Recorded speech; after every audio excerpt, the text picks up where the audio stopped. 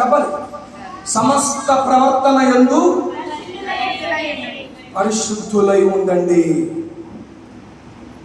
ఎందుకు మనల్ని పిలిచినోడు చెప్పాలి. ఎలాంటి ఇంకా విస్తరించి మాట్లాడడం నీకే వదిలేస్తున్నాను. ఆలయం పరిశుద్ధమైనది. నిన్ను నువ్వు ఎలా కాపాడుకోవాలో ప్రభువైన దేవుడు చాలా స్పష్టంగా చెప్తున్నాడు. ఈ పరిశుద్ధతను కాపాడుకోవాలంటే విధేయత చూపించాలి. ఏం చేయాలి? ఎవరికి విధేయత చూపించాలి? జీవము కలిగిన దేవునికి. దీనికి మలినం అంటకుండా చూసుకోవాల్సిన బాధ్యత ఇప్పుడు. నువ్వెవరో తెలుసా? గోరకాలంటే ఈ దేహం నీదే, కానీ ఇది దేవుని ఆలయం.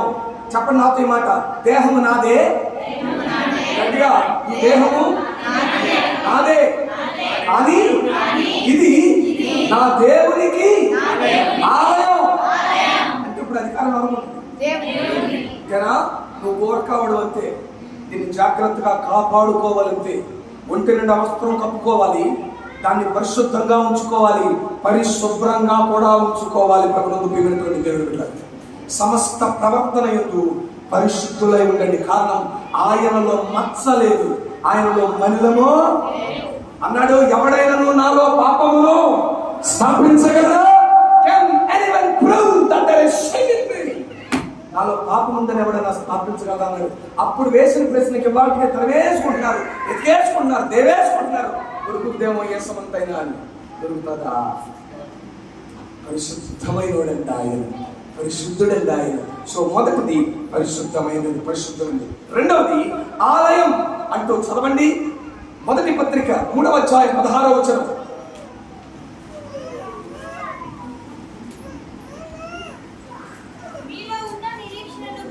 కాదురా, మీరు దేవుని మొదటి పత్రిక నాన్న, కొరింథీ మొదటి పత్రిక 3:16.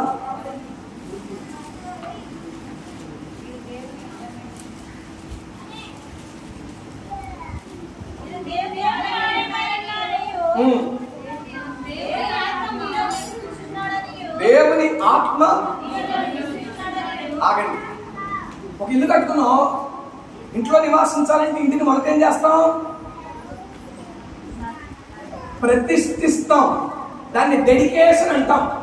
ఏమంటాం? అంటారా? అంటారా? ఇల్లు కట్టుకోకుండా డెడికేషన్ కాకుండా ఇంటికి వెళ్ళిపోయిన ఎవరు స్తోత్రం చెప్పండి. అబ్బో, ఇల్లు కట్టుకున్నాక ప్రతి ఒక్కడికి ఏం కావాలి? ఏమండి? అడుక్కునేవాడైనా పాపం లేనోడైనా పైన డేరా వేసుకున్నా అయ్యగారు కాకుండా ప్రార్థన చేసి ఒక్కడు మా ఇంట్లో గతవా అంటారు. అంటే డెడికేషన్ ఇక్కడ అంటాడు. రెండవది ఆలయం అనగా ప్రతిష్ఠించబడిన స్థలం. చెప్పండి, ఎవరి కోసం ప్రతిష్ఠించారని? దేవుని ఆత్మ కొరకు ప్రతిష్ఠించబడిన స్థలం అది. దేవుని ఆత్మ నివాసం ఉండడానికి ప్రతిష్ఠించబడిన స్థలం.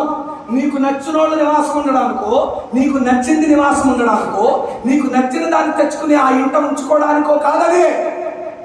క్రైస్తవ జీవితం అంటే మీరు అనుకుంటున్నంత అల్లాటప్ప బతుకు కాదు, ఏదో అనేసుకుని వచ్చేసామంతే. అసలు నిజంగా క్రైస్తవ బ్రతుకంటే ఏంటో తెలిస్తే ఒక్కొక్కడికి ఇంతే రారు కూడా దేవుని దగ్గరికి. అంత నెక్కచ్చిగా బతకాలి దేవుని దగ్గర. దేవునికి స్తోత్రం కలుగునుగా. అలా బ్రతికించగలిగినోడు నేను ప్రకటిస్తున్నవాడు, నన్ను నడిపిస్తున్నవాడు, ఆయన పేరు నజరేయుడైన యేసు అంటున్నాడు. నేను నిన్ను పరిశుద్ధపరచుకున్నాను నా ఆలయంగా ఉండడానికి. రెండోది, పరిశుద్ధపరచుకుని నేను దాన్ని ప్రతిష్ఠించుకున్నాను. పరిశుద్ధపరచాకేగా ఇక్కడ ఏం చేస్తాం? ఏమంటే ప్రతిష్ఠించుకుంటాం అంటే అంతా నీట్గా చేసాకే ప్రతిష్ఠించుకుంటావా? ఎక్కడ పని అక్కడే ఉండగా పర్లేదు, అక్కడ పని అక్కడ చేసి తర్వాత చేసుకుంటా ఉంటావా? నగిషి చేసేసి నీట్గా ఉంచి అయ్యా ఇప్పుడు కత్తిరించవా అంటున్నాడు. ఆలయం అనగా ప్రతిష్ఠించబడింది. ఇప్పుడు చెప్తున్నా వినండి. ప్రతిష్ఠించబడిన దాన్ని ఎవడైనా పాడు చేస్తే ఆయన వారిని. లేవికాండం 10వ అధ్యాయంలో మనం చూస్తే అక్కడ వినండి దేవుని బిడ్డలారా, అహరోనుకు 4 కుమారులు, 4లో 2 దేవుడు మొదట ప్రతిష్ఠించుకున్నాడు. అబీహు, ఎవరు వాళ్ళు? నాదాబు. అబీహు, నాదాబులు అనేటువంటి 2 కొడుకులు. వాళ్ళిద్దరిని జీవాధిపతి అయినటువంటి దేవుడు లేవి గోత్రం నుండి అనగా అహరోను సంతతిలో నుండి 2 యాజకులుగా ప్రతిష్ఠించుకున్నాడు. యాజకులుగా ప్రతిష్ఠించుకున్న తర్వాత వీళ్ళు ఏం చేశారో తెలుసా? ఒకరోజు చేయకూడదు తప్పుడు పని చేశారు. ప్రతిష్ఠించబడిన స్థలం అనగా వినండి, ఆ బయట ఉన్నటువంటి వరండాని ఆవరణం అంటారు. చెప్పండి, ఏమంటారు దాన్ని? ఇప్పుడు మీరు కూర్చున్న దాన్ని పరిశుద్ధ స్థలం అంటారు. ఏమంటారు? ఇది అతి పరిశుద్ధ స్థలం. పాత నిబంధన ప్రకారం యాజకుడు అనబడిన వాడు ఎక్కడ వరకే రావాలి. ఎక్కడ దాకా? ఇక్కడ నుంచి ఇక్కడికి పెద్ద తెర ఉంటుంది. ఇంతే ఉంటుంది, పెద్ద ఇబ్బంది ఏం కాదు. మీకు అర్థమవుతుంది, చాలా సింపుల్. ఇలాగే ఉంటుంది. ఇక్కడికి తెర ఉంటుంది. తెర లోపల మందస్సం ఉంటుంది. మందస్సంలో చిగురించిన ఆహారం కర్ర ఉంటుంది. మన్న పాత్ర ఉంటుంది. 10 ఆజ్ఞలతో కూడినటువంటి పలకలు, దానిలో సజీవమైన దేవుని నామమహిమార్థమై ఉంచబడతాయి. పైన కరుణా పీఠం మీద దేవదూతలు ఎదురు బదురు నిలబడినటువంటి చందం మనకు కనబడతాయి. ప్రభువు దేవుని బిడ్డలారా, అయితే యాజకులుగా ఏర్పరచబడిన వాడి హద్దు ఎక్కడ వరకు అంటే ఇక్కడ వరకే. అయితే ప్రధాన యాజకుడు అహరోను, అతని హద్దు ఎక్కడంటే అతి పరిశుద్ధ స్థలం. అది కూడా సంవత్సరంలో ఒక్కమారే, కేవలం ఒక్కమారే దేవుడు పిలిచిన ఆ రోజు మాత్రమే రావాలి. అయితే వీళ్ళు ఏం చేశారో చెప్పనా? పరితెగించారు. ఏమనుకోమాకండి, మాట మందిరంలో వాడిన వాళ్ళు పరితెగించారనే అనాలి. అంటే ఎంతగా చేశారో తెలుసా? మొదటి మాట చెప్తున్నారు. వాళ్ళు చేసిన తప్పులు 5 రకాలండి. మొదటిది ఏంటో తెలుసా? వాళ్ళు అపవిత్రమైన వాళ్ళు. అంటే ఏంటో తెలుసా? అనర్హులు. They are wrong people. అంటే వాళ్ళు ఎక్కడికి వచ్చారో తెలుసా? లేవికాండం 10వ అధ్యాయం 3వ వచనం చదివితే, అన్యాజ్ఞ వారి మీదకి పరిశుద్ధమైనటువంటి అగ్ని వచ్చి వారిని ఏం చేసిందంటే అక్కడికక్కడ తగలెట్టేసింది. బైబిల్లో అదే రాశాడు. వేరొక అగ్నిని వారు తెచ్చి దేవుని సన్నిధిలో ఆరాధించినప్పుడు దేవాది దేవుడు తన అగ్నిని పంపాలని ఏం చేశాడు? కాల్చేశాడు. ఎందుకు కాల్చాడో చెప్తా, జాగ్రత్తగా వినండిరా. మందిరం ప్రతిష్ఠించబడింది నానాది. ప్రతిష్ఠించబడిన చోట వీళ్ళకు ఒక హద్దు ఉంది. హద్దు దాటి లోపలికి రాకూడదు. విశ్వాసగా నీకు ఒక హద్దు ఉంది తల్లి. కొడుకుగా తల్లిదండ్రుల దగ్గర నీకు ఒక హద్దు ఉందరా? కుమార్తెగా నీకు ఒక హద్దు ఉంది. భార్యగా భర్త దగ్గర నీకు ఒక హద్దు ఉంది. ప్రతి దానికి హద్దు ఉందా? సముద్రానికి ఏముంది? ఒక హద్దు. నీ మాటకంటూ ఒక హద్దు ఉండాలి. నీ ప్రవర్తనకు ఒక హద్దు ఉండాలి. నీ ఆశలకు కొన్ని హద్దులు ఉండాలి. ఇంటికి హద్దు ఉండాలి. అప్పుడు పొరుగోడితో రిలేషన్ బాగుంటది. కాబట్టి అందుకే గోడ కట్టుకోమన్నాడు. ఎవరితో ఆడుతో దేవుడు అన్నాడు పాత నిబంధనలోనే, గోడ కట్టేసుకోరా. గోడ కట్టేసుకుంటే పక్కోడితో రిలేషన్ బాగుంటుంది. ప్రభువు దేవుని బిడ్డలారా వినండి, ఒక హద్దు. అయితే వాళ్ళు ఏం చేశారో తెలుసా? అతి పరిశుద్ధ స్థలంలోనికి రావడానికి పరితెగించేశారు. They were wrong people. అతి పరిశుద్ధ స్థలానికి ఎవరు రాగాలి? కేవలం అహరోను మాత్రమే, ప్రధాన యాజకుడు మాత్రమే రావాలి. మొదటిది, వాళ్ళు ప్రధాన యాజకులు కాదు, రాంగ్ పీపుల్ రావడానికి రెడీ అయిపోయారు. రెండోది ఏంటో తెలుసా? Wrong time.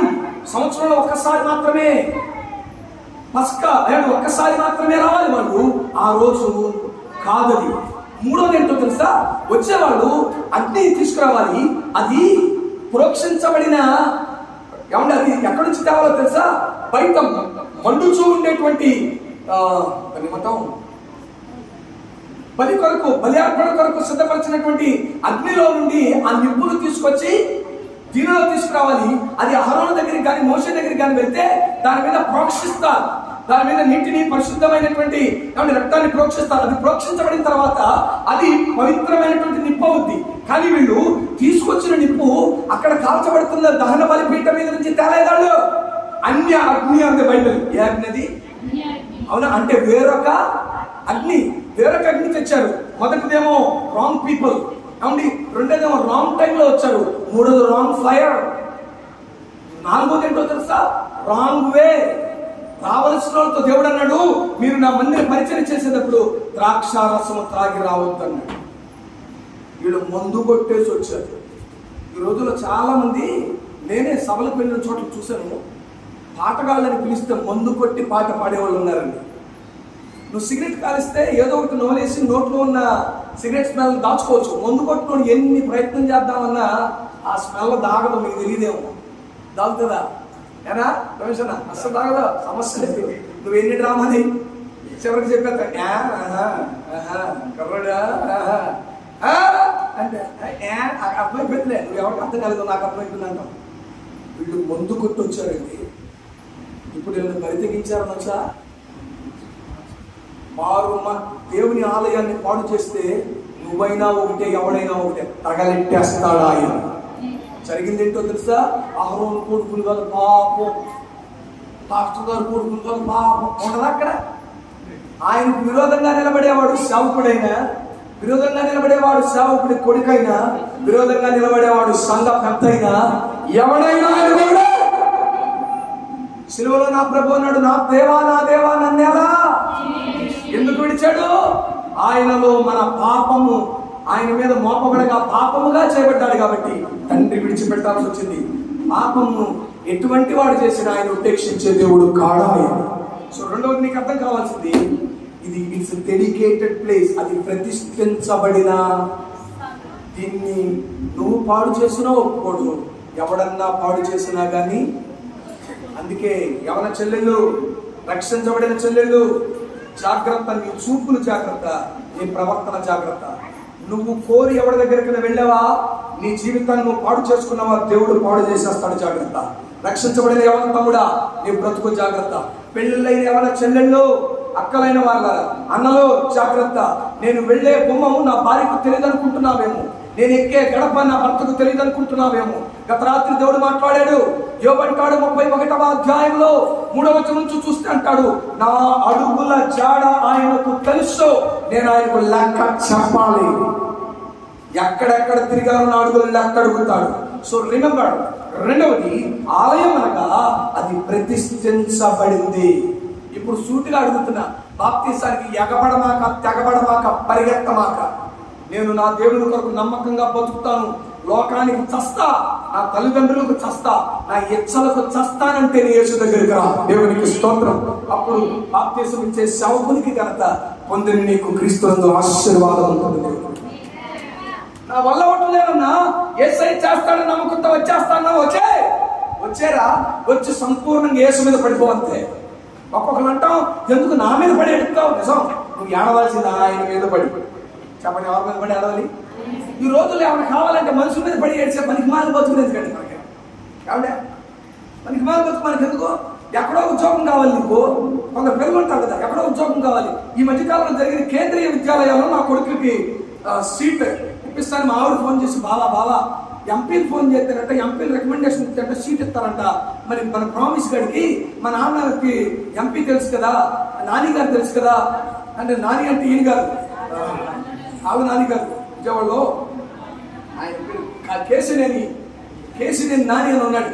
కేసినేని ట్రావెల్స్ ఉంటాయి. నాన్నగారు ఎంపీ గారు. ఆయన కేసినేని నాన్నగారు మా నాన్నకి బాగా తెలుసు. అంటే మా మామయ్య ఆటో నగర్ యూనియన్కి సెక్రటరీ అండి. అయితే టచ్ ఉంటుంది కదా, నాన్న మాట్లాడుతున్నాను, తోలు వచ్చేస్తా. నా కొడుకు ఏమైనా ఇవ్వగలిగితే నా తండ్రి ఇవ్వాలి, కానీ నేను ఆడి దగ్గర ఇంటి దగ్గర. కారణం చెప్పనా, నాకు ఒక 3 ఏళ్ల క్రితం ఒంగోలులో ఉద్యోగం ఇస్తాను అన్నారు. ఒక 5 లక్షలు కట్టండి, ఎయిడెడ్ పోస్ట్ ఇచ్చేస్తాం, నాకు నెలకు 1,50,000 జీతం వచ్చేది. దేవుడు బిడ్డలు, నేను అన్నా, నా నాయన పోస్టు నాకు ఏది వద్దు, నేను రూపాయి పెట్టను. నా నాన్న ఇచ్చేవాడైతే 1,00,000 ఉచితంగా ఇచ్చినోడు లోకంలో ఉన్నది నాకు ఉచితంగా ఇవ్వడా? క్రైస్తవుని పేరు చెప్పుకుంటాం కానీ ఆడెనకాలు తిరుగుతాం. నాకు ఉద్యోగం ఇచ్చింది బాబా, అయ్యా రికమెండేషన్ ఇచ్చి బాబా, అయ్యా అక్కడ ఈ పనికి మన బతికేంటి మనకి? నేను అప్లై చేశాను కేంద్రీయ విద్యాలయాలు 2 సార్లు ఫోన్ చేశాను. ఏమండి ప్రామిస్ వాళ్ళ నాన్నగారు మీరేనా? అవును బాబా నేను. మీరు గవర్నమెంట్ ఉద్యోగం అండి? అస్సలు కాదు బాబు. మరి మీరెందుకు అప్లై చేశారు? అప్లై చేశాం. అయితే కాదా అంటే మీ అబ్బాయికి సీట్ వచ్చిందండి అన్నారు. నేను కాదుగా మరి ఉద్యోగం. అవునా, సరే తీసేనా ఆయన స్కోప్లో. నేను అంటున్నామైతే మీకు అర్థమవుతుందా? నిన్ను విలువ పెట్టుకున్నోడు, నీకు రక్షణ ఉచితంగా ఇచ్చినోడు మిగతా డబ్బులు పెట్టిస్తాడా నీకు?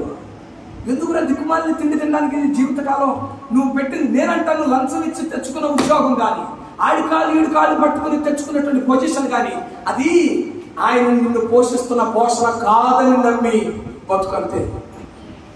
ఆయన పోషిస్తే ఆరోగ్యం ఉంటుంది. దేవునికి స్తోత్రం కలుగునుగా. ఆయన పోషిస్తే నెమ్మది ఉంటుంది. రా దేవుని బిడ్డ, ఇచ్చే రూపాయి అయినా 1,000 లక్ష రూపాయలు బతికేవాడి కంటే హుందాగా బతికే కృపిస్తాడు ఆయన. ఆయన ఇచ్చే పోషణ అంత దొడ్డగా ఉంటుంది. గుర్తుపెట్టుకో. ఏమండి, రెండవ ఆలోచన, దేవుని ఆలయం ప్రతిష్ఠించబడిన స్థలం. ప్రతిష్ఠించిన దాన్ని ఎవరైనా పాడు చేస్తే ఒప్పుకుంటావు నువ్వు? ఒప్పుకుంటా? ఉదాహరణకి ఎలా అంటాను, పాపం మందిరానికి డబ్బులు ఇచ్చినాడు అనుకున్న, గొప్పగా మందిరం కట్టేశావు. మందిరానికి డబ్బులు ఇచ్చినాడు ఒక ఆమె ఇల్లు తాటేకులు ఇల్లు. అక్కడక్కడే తాటేకు ఉంది, మిగిలిన చోటల్లా సూర్యుడే ఉన్నాడు ఇంట్లో. వర్షం డబ్బా పడుతుంది. మిషన్ కుట్టుకుంటా రూపేష్ గారి సహాయమును, ఏమంటే తమ్ముడు ప్రవీణ్ పిలిచి, బాబా కొద్దిగా రండి బాబా, నేను మిషన్ మొయ్యలో పడుతున్నాను, కాకపోతే మందిరంలో పెట్టండి బాబా, మిషన్ కుట్టుకుంటాను అంతే. ఎక్కడ నీకు ఏమన్నా మతుందా అన్నారు. అదేంటన్నారు, మందిరానికి నేను డబ్బులు ఇచ్చాను, నేను ఎందుకైనా వాడుకుంటారా? డబ్బులు ఇచ్చావు దేని పడితే దాన్ని వాడుకుంటావా? మందిరం దేని కొరకు ప్రతిష్ఠించావు? దేని కొరకు? నాది అనే అధికారం ఉండొచ్చు, కానీ పవిత్రపరచబడడానికి రావాల్సిన స్థలం ఇది. దేవునికి స్తోత్రం కలుగునుగా. అది ప్రతిష్ఠించబడింది. రెండవది. మూడవ మాట చెప్తున్నాను, ముగిస్తాను దేవుడు. మూడవ ఆలోచన చదవండి, మనం చదివే 2వ పత్రిక 6వ అధ్యాయం 18వ వచనం అన్నాడు, నేను వారిలో నివాసం ఉండి నేను సంచరిస్తాను. మందిరం అంటే ఏంటో తెలుసా? మూడవది, ఆయన నివాసం ఉండేది, ఆయన సంచరించేది. మీరు ఒక్కసారి ఊహించుకోండి. ఒక్కసారి అంటాం వీళ్ళు పురుగు మెదిలింది. ఏం మెదిలింది?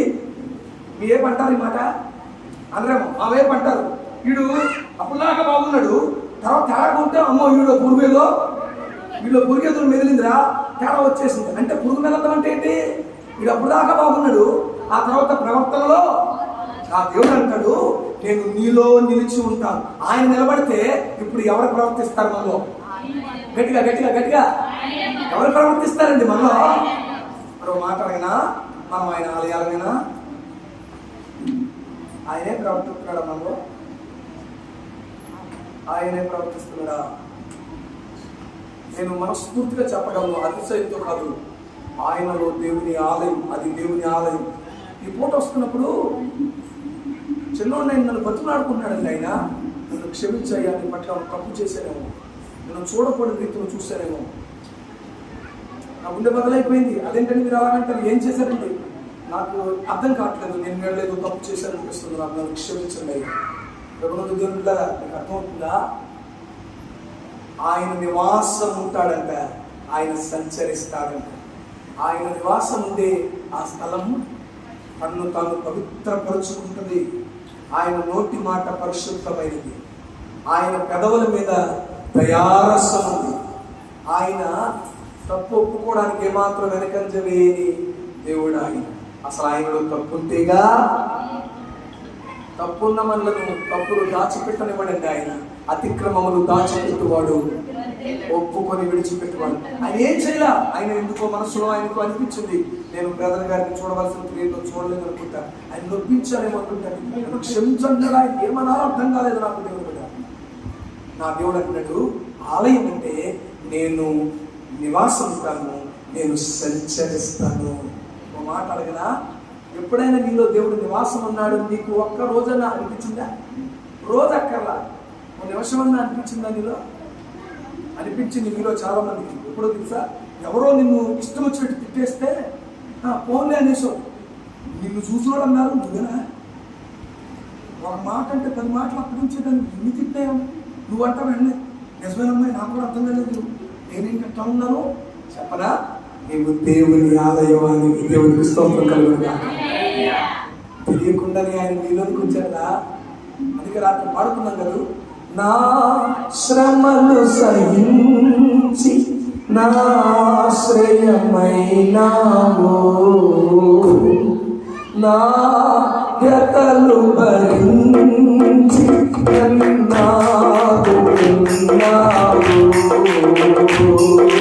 నా శ్రమలు సహించి నాశ్రయమైనావు,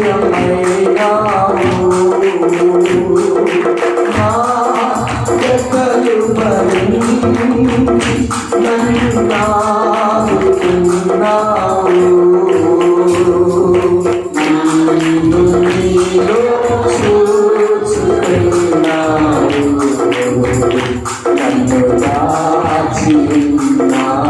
ఎంత భాగ్యం!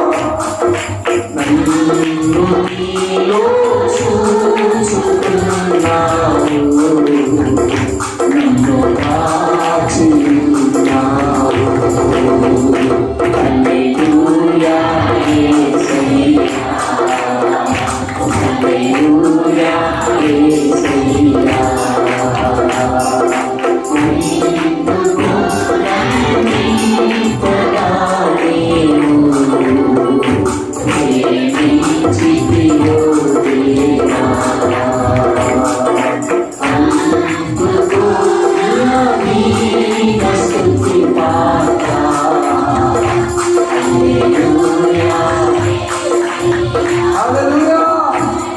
ఏంటి అందుకోవాల్సింది?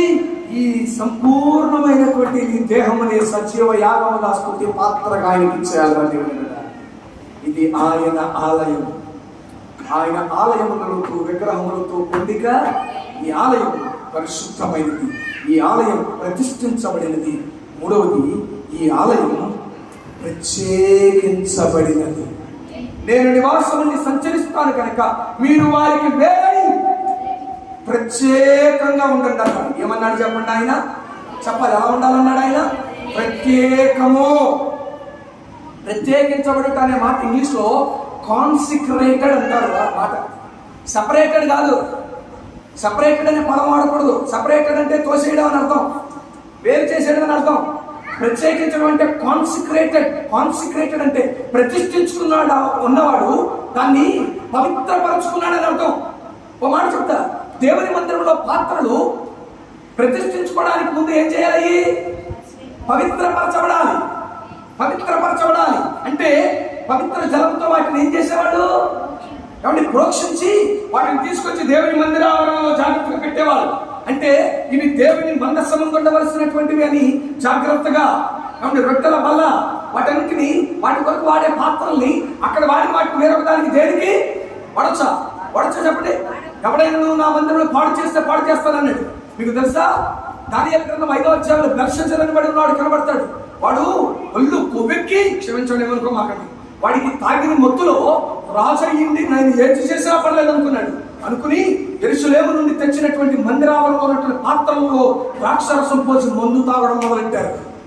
లెక్కెట్టేశాడు దేవుడు. వాడి లెక్క పెట్టేసిన తర్వాత త్రాసులో చూస్తే ఏమైపోయాడట? తేలికైపోయాడు. గోడ మీద రాసేస్తున్నాడు, మెనే మెనే లెక్కలు అన్నాడు. ఆయన త్రాసులో కూయగా నువ్వు తక్కువైపోయావు. ఎందుకు తూచాడు? పవిత్రమైన దాన్ని నువ్వేం చేశావు? దేవుని కొరకు మొదట ప్రతిష్ఠించుకోవాలి అంటే ఆయన పవిత్రపరచుకుంటాడు. నువ్వు ఎవరివంటే పవిత్రపరచబడిన వాడు. అంటే ప్రత్యేకించబడుట అనగా పవిత్రీకరించుకొనుట. ఏ విషయాల్లో పవిత్రీకరించుకోవాలి? త్వరగా చెప్తాను 4 మాటలు. ఎన్ని మాటలు? 4 మాటలు. 1 నిమిషం చాలు. త్వరగా చెప్తాను 4 మాటలు. మొదటిది ఏంటో తెలుసా? యాకోబు తన పత్రికలో రాస్తాడు 4వ అధ్యాయంలో. ఏమంటాడంటే ఈ లోక స్నేహం దేవునితో ఏమంటంట? ఈ లోక స్నేహం దేవునితో వైరం. దేని నుంచి ప్రత్యేకపరిచాడు ఆయనను? ఈ లోకపు స్నేహం నుండి ప్రత్యేకపరిచాడు. రెండవది యోహాను 1వ పత్రిక 2వ అధ్యాయం 15 నుంచి 17 వరకు చదివితే లోకమునైనను లోకంలో ఉన్న వాటినైనను ప్రేమించగడి. లోకంలో ఉన్నదంతా శరీరాశ, నేత్రాశ. రెండోది దేని నుంచి ప్రత్యేకపరిచాడు తెలుసా? లోకము నుండి, లోకంలో ఉన్న వాటి నుండి ప్రత్యేకపరిచాడు. మొదటిది లోక స్నేహాల నుంచి ప్రత్యేకపరిచాడు. రెండోది లోకపు ప్రేమ నుండి ప్రత్యేకపరిచాడు. మూడవది దేవుని బిడ్డలారా చదవండి. మూడవది దేని నుంచి ప్రత్యేకపరిచాడు ఆయన? యాకోబు 1వ పత్రిక 1వ అధ్యాయం చివరి వచనంలో మనం చూస్తే ఆయన రాస్తాడు. చదువుతారా? యాకోబు పత్రిక 1వ అధ్యాయం చివరి వచనం. తండ్రి అయిన దేవుని ఎదుట అయిన భక్తి ఏదనగా పరామర్శించుటయు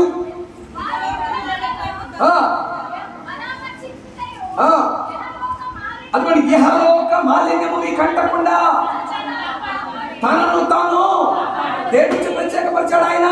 ఇహలోక మాలిన్యము నుండి ప్రత్యేకపరిచాడు. మాలిన్యం అంటే ఏంటి చెప్పంటారా? వీళ్ళు మనోళ్ళు, వాళ్ళు మనోళ్ళు కాదు. వీళ్ళు ఏ బెల్ట్, వాళ్ళు ఏ బెల్ట్. ఏమండి మా ఊర్లో అంటారు, ఏ బెల్ట్? నువ్వు ఏ బెల్ట్? ఏ బెల్ట్ అంటే మనం అన్నదే అదనమాట. జరుగుతారండి ఇక్కడ మీరు. ఏమండి ఎస్సీ మాల మీరు ఏమంటారు నాకు తెలియదు. మా ఏ పంటారు? ఏ బెల్ట్? ఏ బెల్ట్ అంట. ఇది ఎక్కడ బాధో నాకు అర్థం కాలేదు దేవుని బిడ్డలు. ఏమండి ఆలోచించండి. ఇహలోక మాలిన్యం అంటే ఏంటి తెలుసా? అది మా వాళ్ళండి. అయిన వాళ్ళు కాకుండా కానోళ్ళకే కంచంలో ఇది మా వాళ్ళు అండి. ఇది మా రక్త సంబంధి అండి.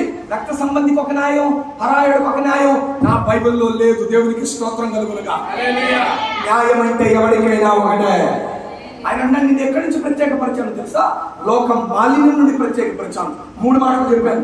నువ్వు ప్రత్యేకమైన దానికి. దేని నుంచి ప్రత్యేకం? యాకోబు పత్రిక 4వ అధ్యాయం 5వ వచనం మొట్టమొదటిది ఏమని రాస్తాడంటే, వ్యభిచారులారా ఈ లోక స్నేహం దేవునితో వైరం. అంటే లోకపు స్నేహం నుంచి ప్రత్యేకపరిచాడు. రెండోది లోకపు ప్రేమ నుంచి ప్రత్యేకపరిచాడు. మూడోది లోకపు మాలిన్యం నుంచి ప్రత్యేకపరిచాడు. నాలుగోది రోమాపత్రిక 12వ అధ్యాయం, రోమాపత్రిక 12వ అధ్యాయం 3వ వచనంలో రాస్తాడు. అక్కడ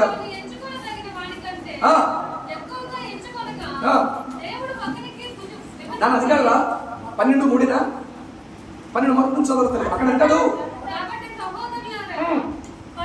పరిశుద్ధమును దేవునికి అనుకూలమునైన దేవుని వాత్సల్యతను బట్టి మిమ్మల్ని బతిమలాడుచున్నాను, మీకు యుక్తమైనది అదిగోండి, మీరు ఈ లోక మర్యాదను అనుసరించక. చాలు దేని నుంచి ప్రత్యేకపరిచాడు ఆయన? లోక మర్యాద అంటే అది పిలిచాడు. మరి లోకం కదండి, బంధువులు కదండి అంటే యేసు నమ్ముకున్నాడు, తక్కువ చేసుకుంటామండి. ఏం చేసుకుంటావా? దేవుడై ఉంది దైవత్వాన్ని విడిచిపెట్టుట, అది విడిచిపెట్టకూడని భాగ్యమని ఎంచుకొనక. దేవుడిగా ఉండడం అది విడిచిపెట్టకూడని భాగ్యం, అవునా కాదు? అది విడిచిపెట్టేశాడు. ఎవరి కోసం చెప్పు? ఎవరి కోసం? మనం అంటాం ఆదివారం ఏమ మందిరం రాల, బంధువులు వచ్చారండి అంటే ఆదివారం బంధువులు ఇంట్లో విడిచిపెట్టి వస్తే తప్ప? చెప్పు, పర్లేదు తప్ప? నీ కొరకు పరమ సింహాసనాన్ని విడిచిపెట్టేసి వచ్చాడు ఆయన. ఆయన నీ కొరకు సింహాసనాన్ని దిగి దరిద్రతలోనికి దరిద్రుడైన మనలను ధనవంతులుగా చేయడానికి, మహిమ కలిగిన వారిగా చేయడానికి వస్తే ఆదివారం మందిరానికి రావడానికి ఎవరి ఇంట్లో వండుకున్నవాడు వండుకోమండానికి ఇచ్చే వచ్చే మందిరానికి. అట్టా అంటే అట్టామై మీరు కూడా వచ్చేయండి. అది ఎంత భాగ్యమో, దేవునికి స్తోత్రం. 4 మాటలు అంటారు తీసుకొచ్చేది మందిరానికి. చెప్పాలి మీరు. ఏమన్నా తెలుసా? ఆదివారం వచ్చారంటే మీరు కూడా మందిరానికి వచ్చే లెక్క రండి. మరే దానింటికి వెళ్ళొద్దురా బాబా, ఆడింటికి వెళ్ళొద్దురా బాబా, అంతకంటే భాగ్యం ఏముంది చెప్పండి? ఎవరికి ఏమైనా భాగ్యం ఉందా? మనం ఎట్లా అంటే వాళ్ళని చేర్చుకోవడానికి. కానీ చిన్నప్పుడు మేము ఒక నాటకం వేసాం, ఒక స్కిట్. ఏసయ్య నేను కార్ డ్రైవర్ని, వెళ్తా ఉంటే ఏసు బాబు చెప్తే అడిగాడు, కూర్చుంటావా అంటే కూర్చొని ఆయన మున్సిపల్లో కూర్చోబెట్టా. కొద్దిగా ముందుకెళ్తే నా ఫ్రెండ్ ఒకటి ఎదురయ్యాడు. పోయి ఏసయ్య కాదు దాన్ని కూర్చోమని నాకు జామ్ జిగిరి మంచి ఫ్రెండ్ వచ్చాడు ఆయన అని ఆయన ముందు కూర్చోబెట్టా. ఆయన అన్న కూర్చున్నాడు. కాకపోతే ముందుకెళ్ళగానే పిన్ ఎదురైంది. పిన్నా ఎక్కడికి వెళ్తున్నావా రా అన్న. వెనక్కి కూర్చోబెట్టి ఏసయ్య కొద్దిగా పక్కదరవా అన్న. ఈ డోర్లో కూర్చోబెట్టిన ఏ డోర్కి జరగమన్నా చెప్పండి? ఆ డోర్కి జరగమన్నా. నిన్న మా అక్కగారికి ఆ డోర్కి జరుగుతాను బాబా అంటే ఇక అందరూ ఆ డోర్ నుంచి వెళ్ళిపో అన్నాడు. ఏమండి ఆ డోర్కి జరగమన్నాను. ఆయన జరిగాడు, పిన్ ఎక్కింది. ఆ తర్వాత కొద్ది దూరం వెళ్ళి అక్కడ మేనమామ కనబడ్డాడు. ప్రభావ మేనమామ వచ్చాడు ఆయన, అమ్మంటగా రోడ్డు మీద నిలబడినాను. దాందే ఉందరా కూడా కూర్చోమని అన్నాడు. నువ్వు అతను జరుగుతావు ప్రభా, దాంట్లో అందరూ జరుగుతానన్నాడు. జరిగాడు ఆయన. 3వ వాడిగా కూర్చోబెట్టాను. ఇంకొద్ది ముందుకి అతని కర్మాయి తగిలాడు. ప్రభావ కర్మాయి తగిలాడయ్యా, సినిమా ఎక్కించుకున్నావు అంటే కర్మాయి ఎక్కించుకోకపోతే బాగోదు కదా, మరి సీట్లు నా సీట్లు పోలే ప్రభా, అతను దిగి అన్నాడు దిగ్గు కూర్చుంటావా? దానికి కూడా ఇష్టపడ్డాడు ఆయన. ఆ తర్వాత కొద్దిగా ముందుకు వెళ్తావు ప్రభా, నా రక్త సంబంధికులు మరికొంతమంది వచ్చారయ్యా, ఏం చేయమంటావు? నువ్వు దిగిపోనా, మరొకసారి నీకోసం వస్తాను నింపేసుకున్నాను. కాదా మన బ్రతుకు వల్ల? చెప్పండి, కాదా మన బ్రతుకు వల్ల? ఏసై నీ వెహికల్లో ఉన్నాడా? నీ జీవితం అనే బండిలో ఏసైకి చోటుందా? ఒకసారి వెనక్కి తిరిగి చూస్తే ఏసైని ఎక్కడో విడిచిపెట్టేశావు. గమనించి ఈ పూర్ణములకు గమనించుకోవాలి. నువ్వు నా దేవుడు అన్నాడు, వాటన్నిటి నుంచి ప్రత్యేకపరిచి నిన్ను నేను చేర్చుకున్నాను. I am the driver and you are my passenger.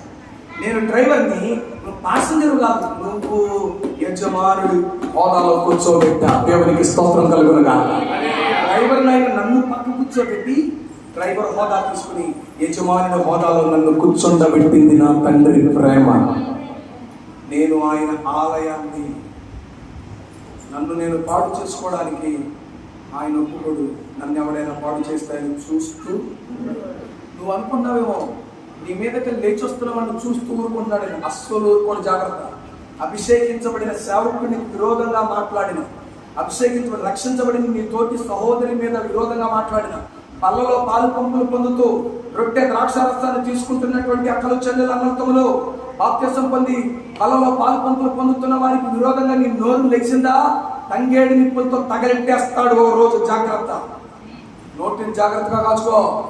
ఎలా పడితే అలా మాట్లాడడానికి నువ్వు నీ సొత్తు కాదు. పెళ్ళైనప్పుడు చెప్తారు కూతురుతో, అమ్మాయి నీ నోటి మాట నీ పరువుని కాదు కాపాడేది. ఎవరి పరువుని? నీ ఇంటోడి పరువుని, నీ అత్త మామల ఇంటి పరువుని కాపాడతాయి. క్రైస్తవుడిగా నీ నోటి మాట ఎవరిని హెచ్చిస్తుంది, ఎవరిని తగ్గిస్తుందో తెలుసా? సార్వభౌముడు నీకై సింహాసనాన్ని వీడి కలువరిలోనికి దిగి వచ్చిన క్రీస్తుని హెచ్చిస్తుందని గుర్తు పెట్టుకుని నీవు దేవుని ఆలయాన్ని చెప్పండి. ఆలయం అనగా మూడే మాటలు చెప్పి ఎక్కువ కూడా చెప్పాలి మీకు. పరిశుద్ధమైనది. రెండోది అది ప్రతిష్ఠించబడింది. మూడోది అది ప్రత్యేకమైనది. ప్రత్యేకమైన ఇంట్లోకి పందులు తెత్తవా? చెప్పండి. పందులు తెత్తవా? కావుగా మరి మన ఇళ్లలో చాలా పందులు వచ్చేయండి. వివేకము లేని సుందర స్త్రీ పంది ముక్కులున్న బంగారు కమ్ముకుంటుంది. సుందర స్త్రీలు పంది ముక్కులు బోల్డెన్ వచ్చేస్తాయి ఇంట్లో. జాగ్రత్త. ప్రభునందు దేవుని బిడ్డ ఆలోచనలు ముగిస్తున్నాను. దేని నుంచి ప్రత్యేకపరిచాడు? లోకపు స్నేహం, లోకపు ప్రేమ, లోకపు మలినం, లోకపు మర్యాద. లోకం అంటే బాయా ఎలాగో బాయా అంటారు. బావని బాయా ఎలాగో స్నేహం చేసావుగా. స్నేహం నెక్స్ట్ కాకుండా ప్రేమించవా? లవ్ అనేది ఎక్కడి నుంచి మొదలవుతుంది? ఎవరి పిల్లలు చెప్పండి. ఫ్రెండ్షిప్. ఎవరే? My friend mummy. ఆడపిల్లలు ఫ్రెండ్ ఉండాలి కానీ మగాడి ఫ్రెండ్ ఏంటి? మీకు తెలియదు మా అమ్మ ఫ్రెండ్షిప్ చేయకూడదు. అమ్మ ఎందుకు చెప్పండి కాబట్టి ఫ్రెండ్ అంట. ఇవంటుంది లోకం అంటుందంట నాతో స్నేహం మొదలెట్టావుగా కాస్తంత ప్రేమించంటుందంట. ప్రేమించడం మొదలెట్టాక నన్ను కాస్తంత రుద్దుకో అంటుందంట. మలినం. సొలొమోను గారిని ఏమంటే దండం పెట్టారు ఇలాగ తీసుకొచ్చారు భార్యని. ఎలాగో మా వాళ్ళకి పెట్టించావు గుళ్ళు వచ్చి ఒక్కొక్కరిగా కొట్టరాదా అంటే నా భార్యగా చెప్పింది కొట్టేద్దాం అనుకున్నాడు అంటాయి. ఏమండి స్నేహం కాస్త ప్రేమ అయింది, ప్రేమ కాస్త మలినపడింది, మలినం కాస్త మర్యాద అయిపోయింది. ఇదివరకటి రోజుల్లో ప్రేమ పెళ్ళంటే అనేవాడు. ఇప్పుడు సింపుల్గా మా పెద్ద అమ్మాయి వెళ్ళిపోయిందండి, రెండో అమ్మాయి ఇంకొకనే, పెద్దవాడు ఆల్రెడీ పార్ట్నర్ చేసుకుంటుంది, మూడో వాడు రెడీగా ఉన్నాడు. అమ్మాయి ఇన్సూరెన్స్ సిగ్గు లేదు కదండి ఈ రోజులు మాట్లాడుకోవడానికి ఉందా? అందుకే దేవుడు అన్నాడు లోకములకు వేరై ఈ తరము వారికి వేరై. పేతురు అన్నాడు ఈ తరము వారికి కింద రాస్తాడు వంకార. ఏ తరం? ఏమన్నా ఆడవాళ్ళు పెళ్లి చేసుకోండి అంటే మగడు పెళ్లి చేసుకోవాలా చెప్పమంటే ఈ మధ్యకాలంలో మగాడు పెళ్లి చేసుకుంటా అన్నారు తెలుసా మీకు? 2018లో సుప్రీంకోర్టు ఆదేశాలు ఇచ్చింది. భారతదేశం దేవునికి శత్రువు అయిపోయింది. ఎందుకు విరివిగా చచ్చారు భారతదేశంలో కరోనా వచ్చి? ఎందుకని భారతదేశం దేవునితో శత్రుత్వాన్ని తెచ్చుకుంది. దేవుడు అన్నాడు రోమపత్రికలో అవాచ్యమైంది స్త్రీ తన ధర్మాన్ని విడిచి స్వాభావికం కాని ధర్మాన్ని స్త్రీతో పాపం చేస్తుంది, పురుషుడితో పాపం చేస్తున్నాడు. అవాచ్యమైంది. సుప్రీంకోర్టు ఇచ్చిన శాస్త్రం ఏంటో తెలుసా? మగాడు పెళ్లి చేసుకోమంది, ఆడది పెళ్లి చేసుకోమంది. ఇంకో రెండో శాస్త్రం ఏమిచ్చిందో చెప్పనా? లేదు కొన్ని చెప్పొద్దునండి, మంచి చెప్తాను మేము వస్తే దాన్ని మీరు అయ్యారు చెప్పారు. ఎలాంటి శాస్త్రం అనుకున్నారు? భయంకరమైన శాస్త్రం రెండోది నేను చెప్పను. దేవునికి స్తోత్రం. వినండి ప్రభుత్వ దేవుని పిల్లలు, మీరు ఇన్ఫర్మేషన్ కోసం బాగా ఆరాటపడే రకాలు మీరు. కాబట్టి ఇన్ఫర్మేషన్ బతికించడం మనం. దేవుని వాక్యం మనలను జీవము కలిగిన దేవునిలో నిలబెట్టాలి, సంపూర్ణులుగా చేస్తుంది. కానీ కక్కలు చెల్లెలు అన్నలు తమ్ముడు వినండిరా, నా దేవుడు అన్నాడు చివరి మాట దానిలో స్పష్టంగా చెప్తున్నాడు, మీరు దేవుని ఆలయమై ఉన్నారు, ఆ ఆలయము పరిశుద్ధమైనది. మనం ఎవరు చెప్పండి? ఎవరు కట్టారు నిన్ను? విలువైన ఆయన రక్తములో కట్టుకున్నాడు ఆయన. తండ్రి కుమార పరిశుద్ధాత్ములు ప్రణాళికలు మనల్ని కట్టారు. ఎలా కట్టారు? 4 స్తంభాలు. అపోస్తలుల బోధ, సహవాసం, ప్రార్థన, రొట్టె వెళ్ళడం. ఇది నీ ఆరంభం. రెండవది అన్నాడు ఈ ఆలయం మొదట పరిశుద్ధమైంది, ఆలయం రెండవది ప్రతిష్ఠించబడింది, మూడవది అది ప్రత్యేకమైనది. ప్రత్యేకమైన నివాసం ఉండే ప్రత్యేకమైన స్థలం. కనుక పవిత్రపరచుకుందాం, ప్రత్యేకతను గుర్తిద్దాం, పరిశుద్ధంగా బ్రతుకుదాం. దేవుడి మాటలు మన వెనుకలో దీవించి మనలను తనకై సజీవ యాగమైన సంపూర్ణ పరిశుద్ధం కలిగిన సంఘంగా నడిపించునుగాక. మొడతైన, మచ్చైన, కల్మషమైన మరెట్టిది ఏది లేక ఈ పూట వాక్యమని ఉదకముతో సిద్ధము చేసిన దేవునికే మహిమ ఘనత ప్రభావములు కలుగును గాక. కళ్ళు మూసుకొని ప్రార్థన చేద్దాం.